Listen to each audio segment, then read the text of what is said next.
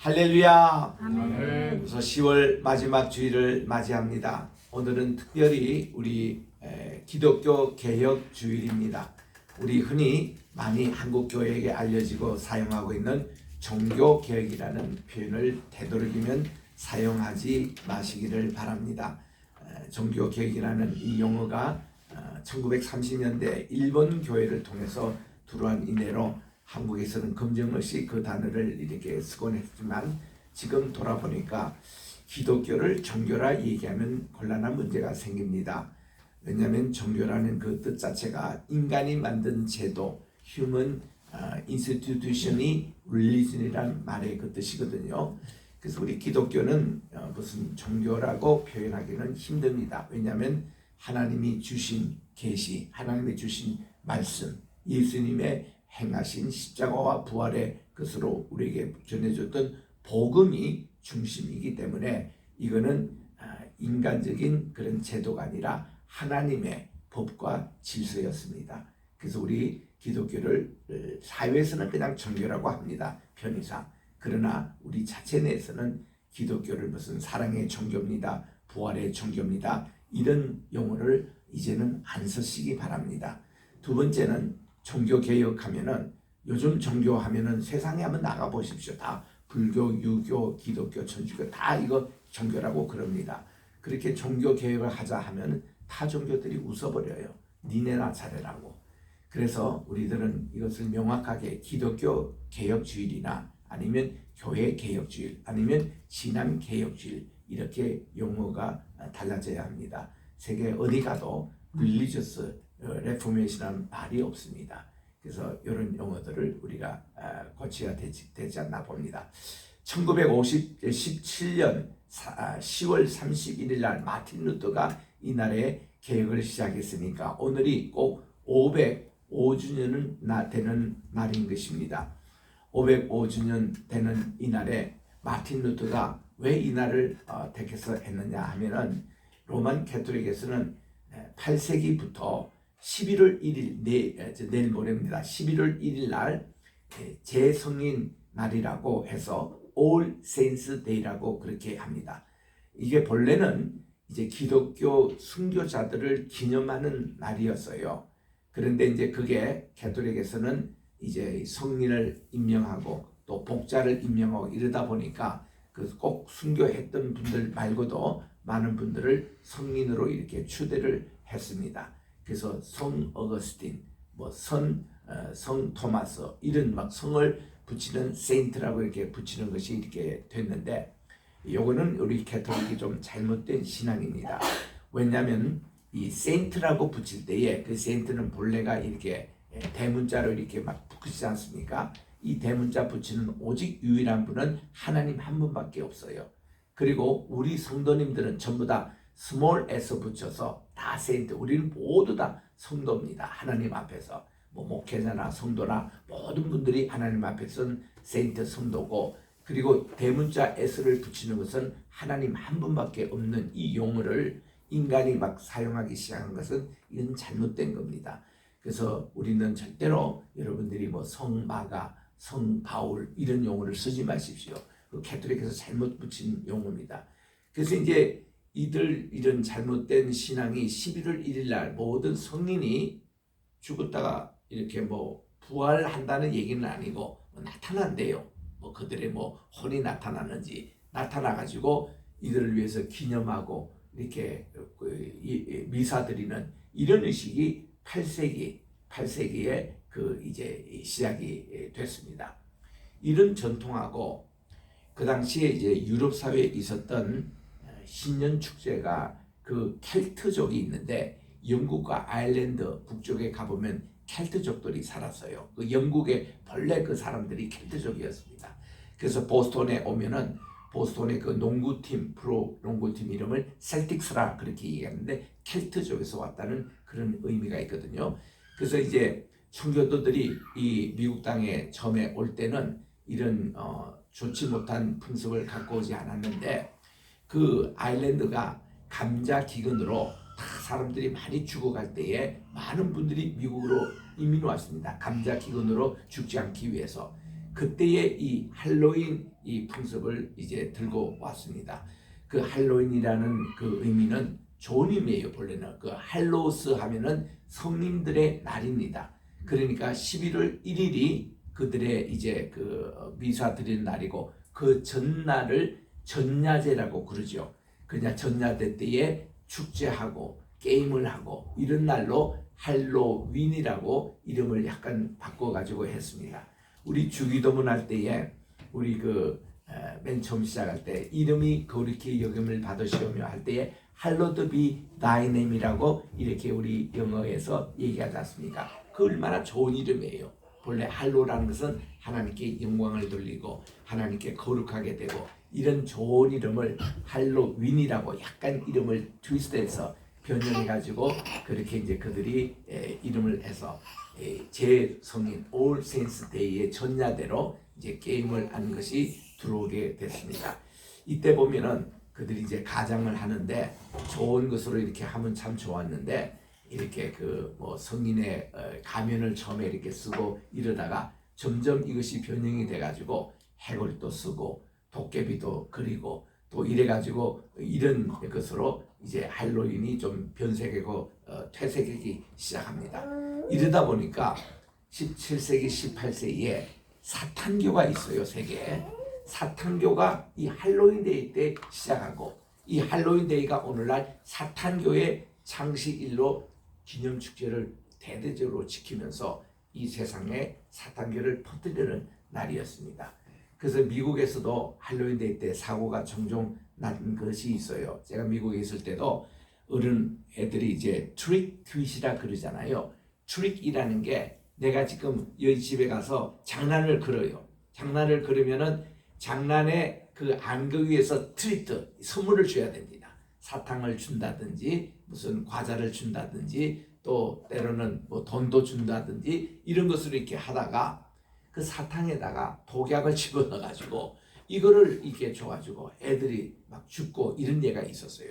그래서 미국에서는 할로윈 데이 때 애들 혼자 절대로 보내지 않고, 왜냐하면 유괴 사건도 생기고 이러니까 반드시 부모가 같이 따라다니고 아이들이 가서 이제 똑똑 두드려서 트릭 와 트릿 애들이 얘기하면 이제 거기 사탕을 주기도 하고, 또 어떤 집은 그냥 앞에 그냥 놨어요. 왜냐하면 이분들은 크리스찬들이기 때문에 여기 참여 안 한다고 이 시간에 교회 가서 예배드리고 또 이들이 피합니다. 그러면 밖에 이제 사탕을 그냥 애들 집어가고 그러는데, 그 부모들이 그 사건 이후로 이제 애들을 되도록 혼자 보내지 않고, 또한 애들이 뭐 가져온 사탕과 뭐 껌, 캔디, 초콜릿 이런 걸 여러 가지 있는 것을 잘 살펴서 이렇게 먹게 하고, 참 이런 일들이 생기는데, 제가 교회 오다가 아니 옆자리 사모님이 어저께 전 이게 이태원에서 큰 대형 참사가 일어났네요. 그래서 깜짝 놀랐습니다. 한국에도 할로윈 축제가 어저께 이제 주말이기 때문에 오늘 내일 하고 이제 내일이 이제 진짜 할로윈 데이 아닙니까? 그래서 전날에 무슨 축제로 이태원에 사람들이 모이는데 너무 많이 모여가지고 150명이나 죽었대요. 압사당해가지고. 이런 일이 우리 한국에 나는 이거 들어본 적이 없습니다. 또 세계적으로도 할로윈 이런 무슨 축제에서 사람이 이렇게 많이 죽은 거 처음 있는 일인 것 같아요. 그런데 이게 어떻게 이거 시작돼서인지 뭐 자세히 내게 뉴스를 보지를 못했습니다만 지금 국가적으로 지금 대형 사고가 터졌고 이거 세계적 뉴스가 됐습니다. 이 대한민국에 이거 할로윈 축제 뭐 이거 우리가 익숙하지도 않는데 이제 코로나 3년 동안 못 하다가 이제 마스크를 벗고 애들이 비로소 이제 모일 때 뭐 사람들 한 10만 명이 모였잖아요. 뭐 저녁 6시에 뭐 식당이 꽉 차고 만석이 되고 그때부터 위험의 조치가 있었는데 뭐 어떻게 사고 났는지 제가 잘 모르겠습니다만은 이 뭐 대통령까지 나서고 뭐 서울시장이 지금 해외 출마하다가 모든 걸 다 끊고 지금 바로 또 위키고 가고 뭐 이런 일들이 지금 벌어지는데, 어떻게 우리 한국 땅에서 이렇게 할로윈이라는 그런 파티가 이렇게 열리며 이런 좋지 못한 사탄교 주관하는 이런 문화 풍습이 온다는 거 말이 되겠습니까? 그래서 이날 마틴 루터가 너무 열인 바쳐가지고 개혁일을 이날을 잡은 거예요. 이 가톨릭에서 왜 이렇게 할로윈이라는 이것을 같이 합작해가지고 하는 이유에 대해서 그거하고 종교 면죄부 판매하는 거. 성베드로 성당을 짓기 시작했거든요. 돈이 모자랐습니다. 그때 여기 유럽 사회에서는 흑사병이 유행을 했고 오늘날 우리 코로나도 훨씬 심한 게 흑사병이었어요. 그것도 250년간 흑사병이 있잖아요. 그런 영향에다가 경제적으로 힘들고 이럴 때에 이 성당 짓다가 말게 생겼거든요. 그러니 교황 중심으로 가톨릭이 면죄부를 판매했습니다.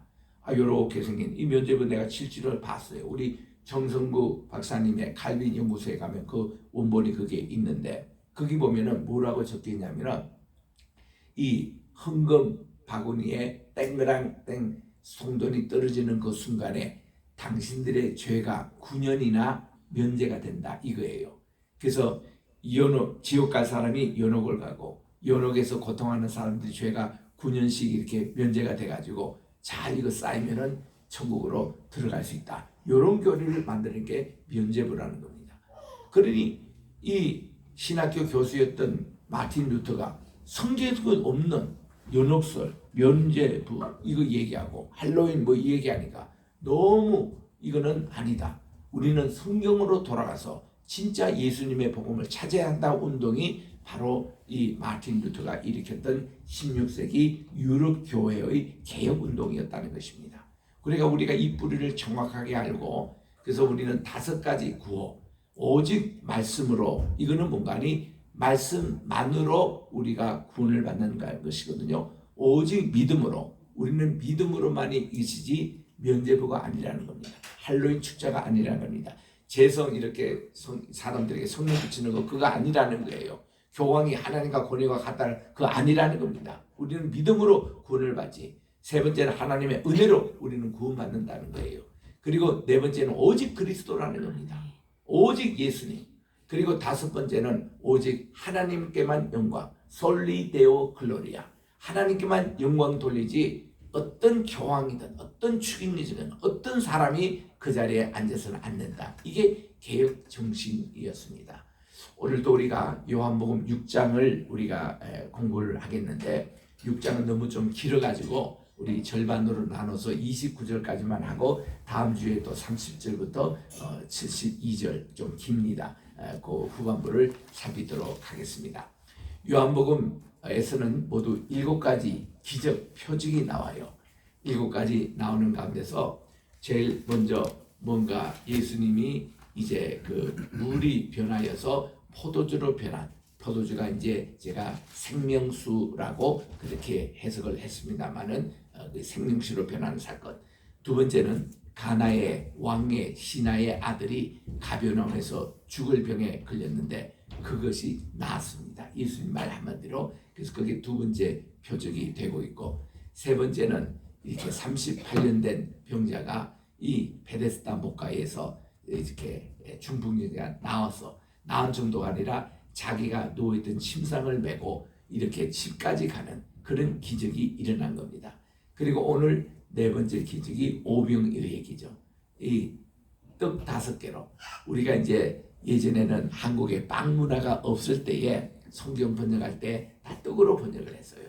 그래가지고 이게 빵인데 본래 이게 떡으로 이렇게 번역했습니다. 그래서 성찬식 할 때도 이 떡은 이렇게 하는데 그게 빵이거든요. 오늘날 우리로 말하면 근데 이 용어가 아직도 안 바뀌고 있습니다. 한국은 좀 보수 경향이 강해가지고 한번 꽂히 놓으면 그게 평생 가는 것이 맞는데 요즘 용어는 그냥 빵입니다. 네, 빵으로. 그래서 저도 이 예전에 유아 세례만 받고 우리 입교하지 않을 때는 우리 다 성찬식을 우리 참여 못했잖아요.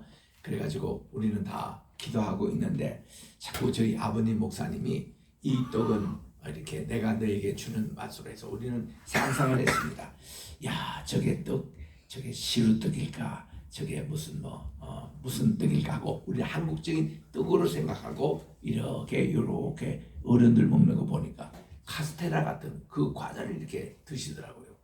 좋은 떡하고든 저 빵인데 이런 생각을 그때 어릴 때 하곤 했습니다만은 그 오병이어 그러니까 5개의 볼이 빵입니다. 빵과 2마리 물고기 가지고 5,000명 이상을 먹이신 사건 오늘 공부하겠고, 그리고 또 5번째 기적이 뭔가 하면은 예수님이 물 위에 걸으셨어요. 풍랑이 있는 물 위에 걸어오신 것인데, 이 오병이의 기적과 물 위에 걸었던 이 표적은 공관복음도 다 나오는 겁니다. 사복음서에 다 나오는 표적이에요. 그렇게 돼 있고, 6번째 기적은 나면서부터 눈을 못 보는 이제 그 시각장애자죠. 예전에 우리가 소경이라 그렇게 번역돼 있고, 그런데 요즘은 시각장애라고 해두는 게 좋겠다고 이 눈이 이제 나쁜 분들이 이해를 해요. 시각장애입니다. 이 분을 주님이 낫게 하신 사건.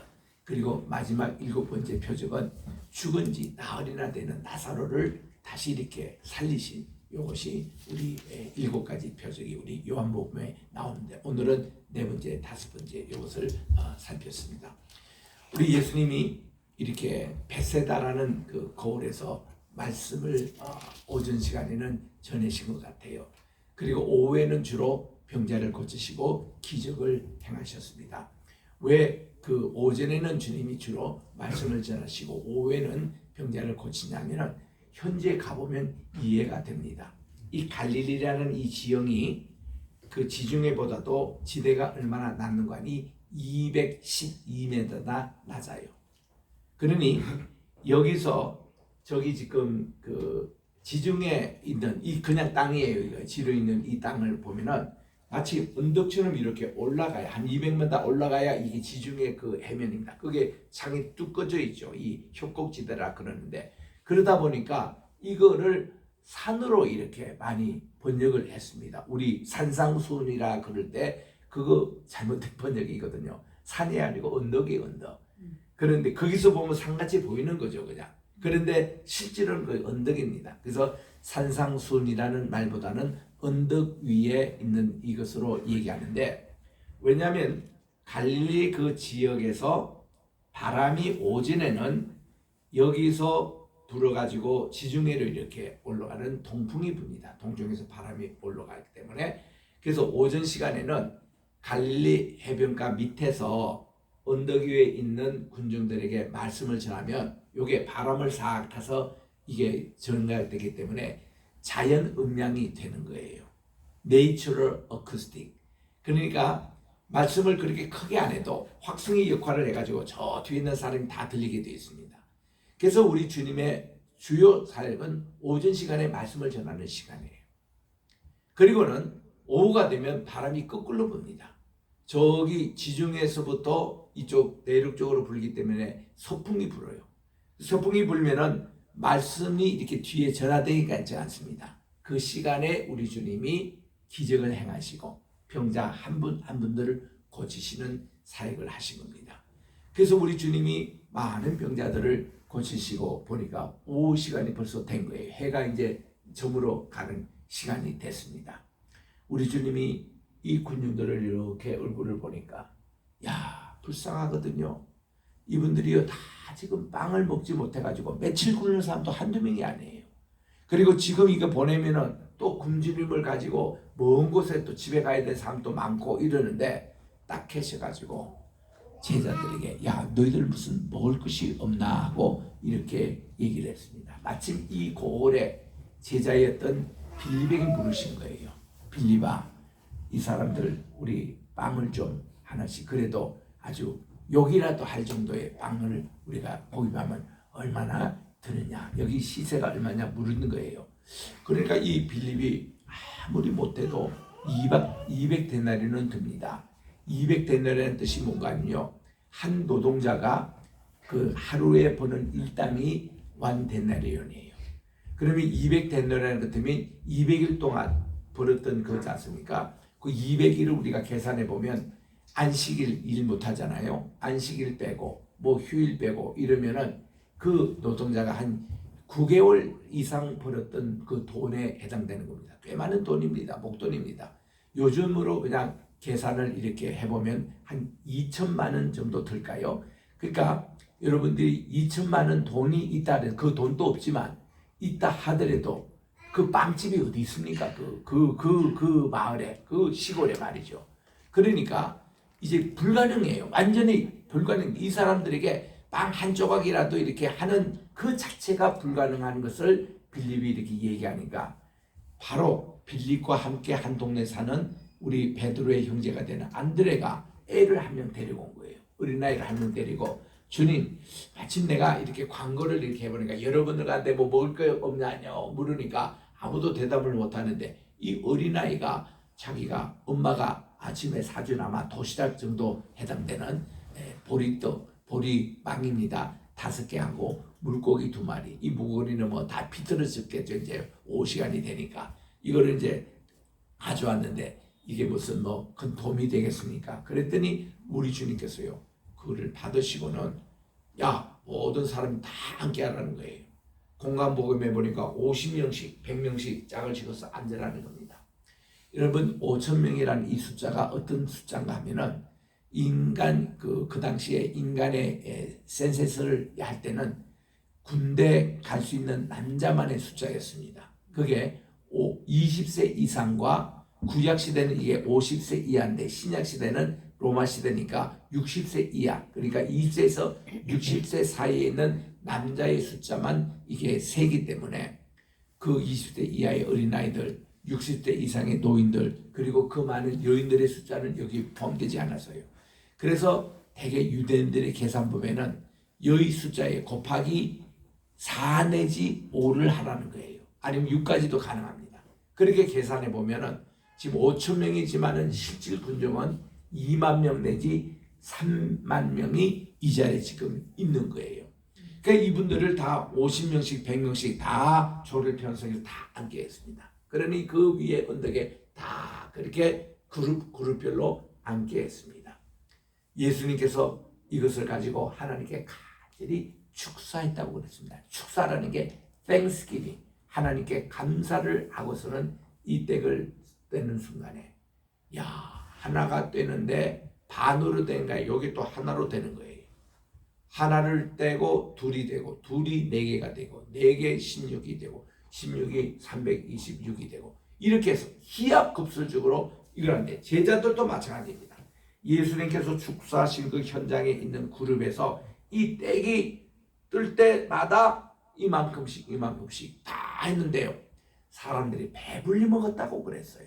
그냥 여기 정도 하는데도 200데나리온 드는데 배불리 먹으면 얼마나 들까요? 아마 그게 곱하기 한 3, 4 청년 같은 거는 더 많이 부페해서 더 많이 먹잖아요. 배불리 그들이 다 먹었습니다. 그리고도 남았어요. 예수님이 그랬습니다. 너희들이 그 남은 거를 하나도 버리지 말고 다 모아라 했더니 제자들이 모으니까 12바구니나 자, 12제자니까 한 제자마다 이렇게 바구니 가지고 빵을 남은 가지고 다 걷어서 다 배불리 먹고 이만큼 가지고 온 거예요. 그러니 모든 사람들이 놀랐습니다. 흥분했습니다. 감사했습니다. 감격했습니다. 그런데 본문에 보니까 예수님의 제자들만큼은 이렇게 아무것도 없는 데서 오병이 어로 그렇게 만상 배불리 먹고 나무 붓으로 이름된 데서 감사하고 흥분하고 기뻐하고 증거했던 이것이 없었습니다. 없었습니다. 그래서 예수님이 좀 섭섭한 생각이 들으신 거예요. 이 제자들의 믿음이 왜 이럴까? 여러분 화장실 가기 전과 끄딱 한 후에 그 사람이 상태가 틀린다고요. 무슨 일이 있을 때는 막 하나님께 간절히 기도하다가도 그 기도가 끄딱 이제 이루어지면은 뭐 언제 그랬나는 식으로 싹 입 닫고 있는 것이 이스라엘 백성들이 40년 동안 하나님께 했던 짓이거든요. 홍해 바다를 그렇게 건너고 그 감격했는데 그거에 며칠도 못 가가지고 마라에 가서 그 물을 마시는데 스물이라고 불평원망했습니다. 아니 그 며칠 전 3일 전에 일어났던 그 일을 기억하면서 이 마라의 스물 또 단물로 변화시켜 주십시오 하고 이왕 하나님께 감사하고 기도했더라면 얼마나 더 좋았을 뻔했습니까? 근데 인간이 그렇지 못해요. 예수님이 제자들이 그랬습니다. 우린 이 내용을 마가복음 4장 32절 읽을 때까지도 몰랐어요. 그 마가복음에 그게 보면 똑같은 기사가 나거든요. 오병이어를 행하시고 예수님이 풍랑이 있는 물이 이제 걸어오신 거예요. 예수님은요 너무 마음이 착잡해가지고 야 제자들 너희들 먼저 가변함에 먼저 가. 우리 주님이 그때부터 마음이 섭해진 거예요. 그리고는 한적한 곳에 가서 기도하셨다. 이 곳이 어떤 곳이냐면 타브가라는 곳입니다. 우리 한번 따라할까요? 타브가. 여기 아람의 용어인데 7셈이 있다는 곳의 현지 이름이 타브가입니다. 이 타브가, 이 한적한 곳은 예수님이 최초 새벽기도 시작하는 곳이고 마가복음 1장 35절에 나와요.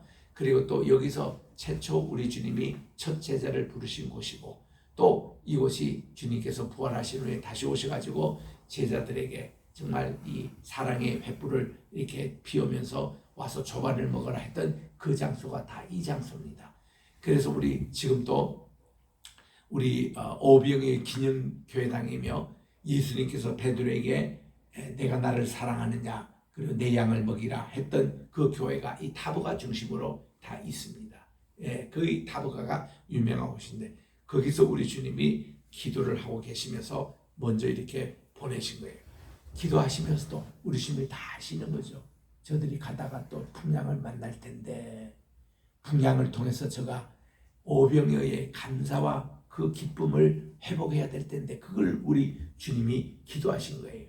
그 이제 그들이 가다가 육지에서 한 10스타디온, 예를 들어서 뭐 10에서 15라고 얘기를 해요.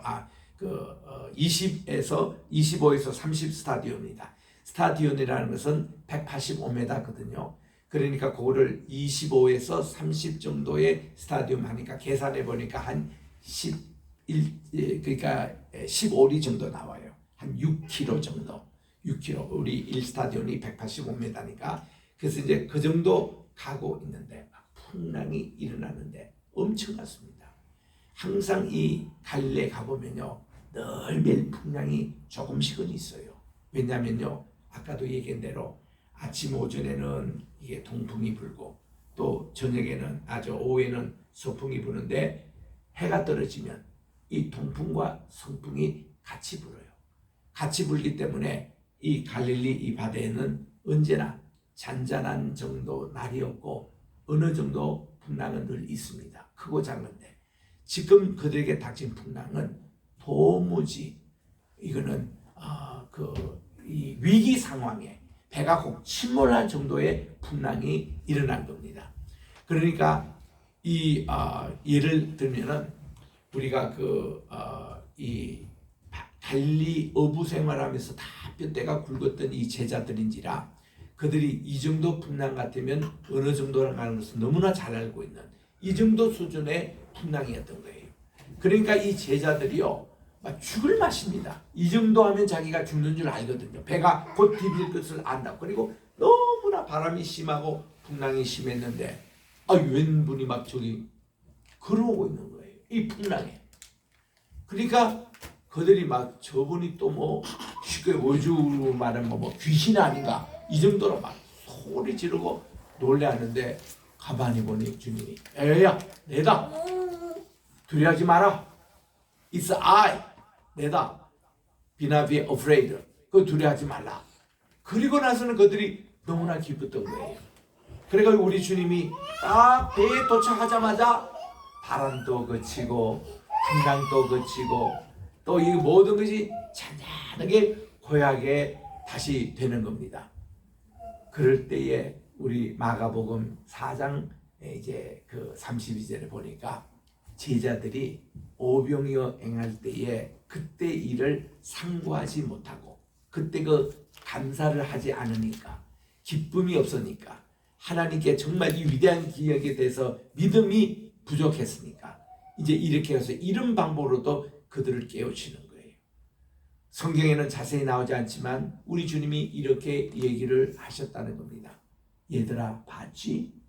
너희들이 풍랑 왜 우리 주님께서 화가 나신 거야. 너희들 그렇게 큰 기적과 표적을 펴면서도 감사도 없고 기쁨도 없고 막 우리로 말하면 이렇게 다 사람들이 지금 이 기간이 말이죠. 농번기였대요 사실. 농사에 바빴다 한다는 그런 사람들이 농사를 못 짓고 이 가뭄이 지금 3년 동안 계속돼가지고 이런 가운데서 오늘 이렇게 배불리 먹고 그들이 남은 음식만 또 이렇게 많이 있던 기적을 저들이 체험하고도 기뻐하고 감사하는 이게 부족해서 있을 때에 그들이 이제 가다가 이런 일이 일어난 겁니다. 여러분 이거를 통해서요 우리가 큰 행사가 있잖아요. 집안의 대소사가 있잖아요. 교회 큰 행사가 있잖아요. 준비 과정도 중요하지만 그것을 하면서도 늘 하나님께 감사와 기쁨을 돌리셔야 됩니다. 다 끝나고 나서도 하나님 감사합니다. 너무 감사합니다. 이게 연속되지 않으면 이런 풍랑이 언제 올지 모른다는 거예요. 그래서 정말 이들이 이제 그 제자들이 그렇게 깨달았던 겁니다. 이게 예수님의 두 가지 표적이 이렇게 같이 있는 것인데, 그리고 나서 이튿날이 됐습니다. 이제 그들이 이제 가베아움에 도착해서 쉬고 있는데 이튿날 때 또 베세다 그 북쪽이거든요. 베세다는 북쪽이고 이 가베나움은 동쪽입니다. 저 서쪽입니다. 근데 여기에 또 군중들이 베사대에 모여가지고 오죽게 그 빵을 우리에게 그렇게 됐던 저분이 완전히 우리에게 왕이 되어야 된다. 이런 걸로 어제 저녁에 이 사람들이 막 주님께 몰려올 때 우리 주님이 그들을 피하시고 한정한 곳으로 이렇게 가시면서 기도를 하시고 이렇게 해산했기 때문에 그 다음 아침 일찍부터 모여들었습니다. 모여들으니 주님이 안 계세요. 그리고 주님의 그 제자들의 배도 없어진 걸 알고 없어지면 어디를 갔을까요? 주님의 선교센터 본부인 가베나움에 가신 걸 알거든요. 그래서 군중들이 때를 지어서 다시 또 가베나움으로 내려왔습니다. 그래서 선생님을 만난 거예요. 오주 만났겠죠. 아니 선생님이 언제 여기 오셨습니까? 라비요. 그러니까 우리 주님이 그렇게 말씀합니다. 너희들이 나를 찾는다 하다가는 너 빵 먹기 위해서 왔지. 어? 근데 너희들이 그렇게 육신의 빵만 추구하지 말고 내 속에 있는 무궁한 생명으로 이르는 그 빵을 여러분들이 그렇게 하려고 우리 주님이 이것을 이제 말씀하신가 하고는 길게 설명하는 내용을 오늘 그 중간에 우리 끊어서 읽었습니다. 자, 6장 22절부터 봅니다. 이튿날 바다 건너편에 서 있던 무리가 배 한 척 외에 다른 배가 거기 없는 것과 그 베세다 고을입니다. 또 어제 예수님께서 제자들과 함께 그 배에 오르지 아니하시고 제자들만 가는 걸 보았더니 사람들이 아는 것은 그 정도입니다. 그러나 디베라에서 배들이 주께서 축사하신 후에 여럿이 떡 먹던 그 장소 빵 먹던 그곳으로 가까이 사람들이 왔습니다. 그래서 무리가 거기에 예수님도 안 계시고 제자도 없는 걸 알고 그 배를 타고 가베나움으로 그들이 도착을 했습니다. 그리고 주님을 만나서 라비요 언제 여기 오셨습니까? 그때 예수님께서 대답하시기를 내가 진실로 너희에게 이르노니 너희가 나를 찾는 것은 표적을 본 까닭이 아니요. 이게 중요한 말씀이에요. 너희들이 어저께 행한 것도 빵 문제 해결은 그냥 따라오는 거고 하나님에게 표적 5개 이 보리떡 보리빵과 이 물고기 가지고 너희들이 그렇게 배불리 모이던 그 하나님의 표적에 초점을 줘야 되는데 하늘의 그 만나에 초점을 줘야 되는데 하늘에 하나님이 하신 것은 잊어버리고 그냥 단순히 땅의 차원에 빵만 입고 배부린 그것만 이제 하는 거에 대해서 우리 주님이 지적하신 거예요. 그리고서는 27절에 썩을 양식을 위해서 일하지 말고 이렇게 무궁한 생명을 잇는 이 양식을 위해서 하라라고 이게 예수님의 말씀의 키포인트입니다. 우리는 썩을 양식은 뭡니까? 세상에 집착하는 거예요. 세상에 우리가 돈을 벌고 또 모든 거 다 우리 해야 되는 거는 해야 됩니다. 그러나 우리는 이거 말고도 정말 하늘나라의 일이 있는 것 이게 더 중요한데 이거 본질을 잊어버리면 이 썩을 양식 구하는 것도 이거 다 한계 상황이 있는 거예요. 너희들이 매일 일용할 양식을 달라고 하나님께 기도하는데요. 우리 하늘에 벌써 만나를 우리 먹었던 우리 조상들의 얘기 너희들 다 알고 있지 않느냐 이거죠. 그때 양식 그때 그 농사하지도 않고 했는데 하나님이 매일 하늘에 만나를 먹였던 그 사실을 너희들이 기억하면서 이렇게 영생하도록 이 무궁한 생명이 있는 양식을 위해서 일하라는 겁니다. 이 양식은 인자가 너에게 주리니 하나님이 주신다는 거예요. 예수님이 주시겠다는 겁니다. 인자는 하나님께서 인치신 자신데 그들이 묻습니다. 어떻게 해야 하나님이 일을 하오리까? 예수께서 대답하시되 하나님께서 보내신 그 예수님을 믿는 것이 하나님의 일이라고 말씀해 주셨던 것입니다. 여러분 우리가 교회 다니고 또 이렇게 참 예수님을 믿고 하는 데가 우리 참 행복합니다. 이 시간이 얼마나 행복한 시간인지 몰라요. 여러분들이 정한 시간에 교회당에 와서 예배 드리는 것을요, 지난 우리 3년 동안 코로나 경험했잖아요. 코로나에게 닥치니까 교회도 못 나온 분들이 많았습니다. 비대면으로 예배를 많이 드립니다. 여러분, 사실 말이 비대면 예배라지 그게 예배입니까? 솔직히 예배라는 것은 모여서 예배 드려야 되거든요. 그리고 비대면 예배를 본다고 합시다. 보면요, 복장부터 여러분들이 딱 정장도 하고 예배 복장을 딱 하고, 그리고 예배를 봐야 그게 비대면 예배도 그래도 됩니다. 그런데 보면요, 그 뭐 말씀만 틀어놓고 이것만 비춰놓고는 할 일 다 해요. 부엌의 일도 하고 손님 오면 얘기도 하고 전화하면 전화도 받고 이러는데 예배가 제대로 되지가 않습니다. 우리 가정에서 무슨 골방에서 기도한다 한번 해보세요. 골방에서는 이 분위기가 안 됩니다. 이게 일정한 장소에 나와서 기도하는 척 이거 있을 때 이게 참 중요한 것이지. 그래서 우리들은 이 예배의 중요성을 알잖아요. 정말 우리가 함께 성도가 모여서 함께 이렇게 지금 예배 드리는 게 얼마나 행복한 시간이라는 거. 왜냐하면 예배 이 시간에 하나님이 우리를 만나 주시는 겁니다. 여러분, 이 시간에 주님의 만남이 꼭 이루어 주시기 바랍니다. 예배는 주님을 만나야 돼요. 주님을 만나면 우리 마음이 달라져요. 그리고 행복해집니다. 그리고 마음에 두려움이 없어져요. 그리고 우리 마음에 평안이 옵니다. 그래서 예배 드리러 올 때와 성전을 나설 때 우리 표정이 완전히 달라지는 거예요. 그래서 우리 교회에서는요, 예배에 초점을 맞추시고 기도하시면서 가지 교회 와서 이렇게 예배 시간에 실컷 은혜 받고, 그리고 예배 끝나고 나서 자 우리 회의합시다 해놓고는 남정도회 회의, 재직회 회의, 당회 회의 뭐 이렇게 하다가 보면요, 다 또 예배에서 받은 은혜가 다 달아나는 경우가 많습니다. 절대로 우리 교회는 그렇게 해서는 안 돼요. 우리 교회는 회의가 있다 하더라도 이 회의를 기도회로 가시는 게 좋습니다. 자, 우리 남전도에 이런 어떤 건수가 있는데 이걸 위해서 하나님께 기도합시다 하고 기도하고 나서 은혜롭게 이게 들어가야 되는데, 회의가 들어가면 사회에서 하는 식으로 재청이 있고 동이 있고 또 반론이 제기되고 또 하고 이러면요, 싸움밖에 안 남아. 이런 것이 교회는 어떤 당회도 마찬가지예요. 회의가 아니에요. 기도회입니다. 또 재직의 기도회입니다. 이렇게 모든 걸 기도와 예배로 우리들은 나가야 되는 것. 이 예수님이 썩은 양식을 위해서 일하지 말고 썩지 않은 양식을 위해서 일하는 우리가 되시기를 주의 이름으로 축원합니다. 기도하겠습니다.